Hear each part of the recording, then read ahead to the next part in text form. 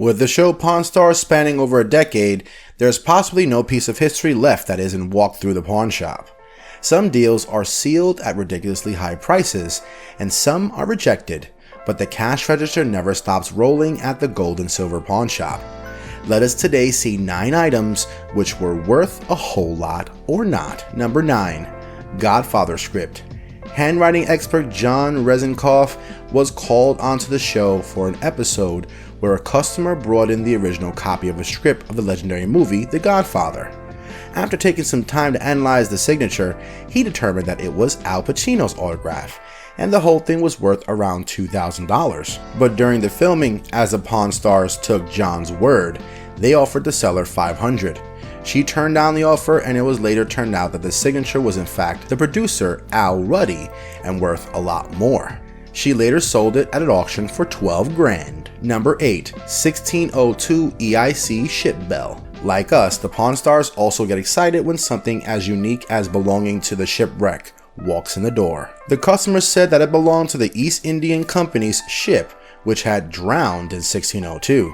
The old man thought that the bell's condition was too good to be true, considering it was submerged in water for centuries.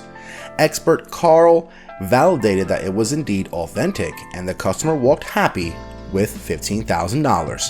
An old tarnished bell sold for many grands eventually helped the seller's family to move out of their house. Number 7.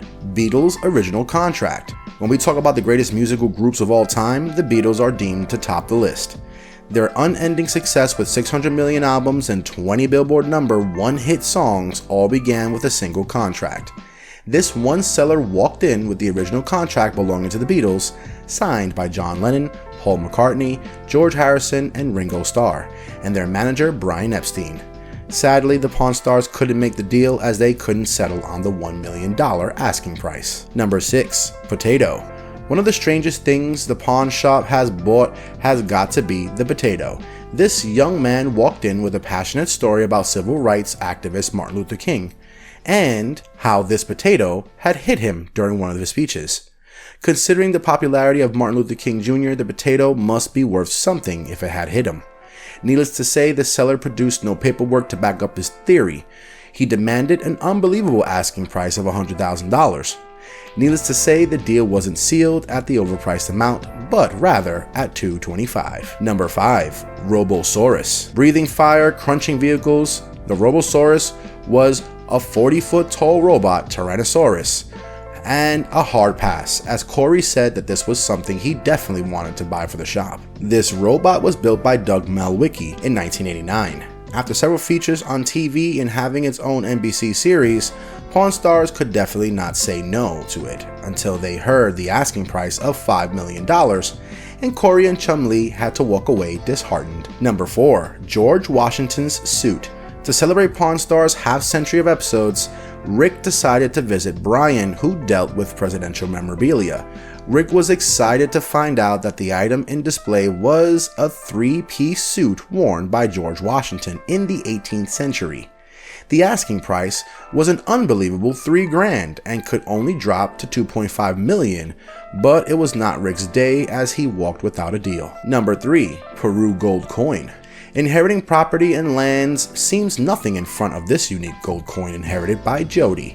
In 1715, ships from Havana en route Spain sank after being hit by a hurricane, which had $14 million worth of treasure. This Spanish Empire peso of gold was minted in Peru, but made its way to Jody, whose own research suggested that it was worth $18,000.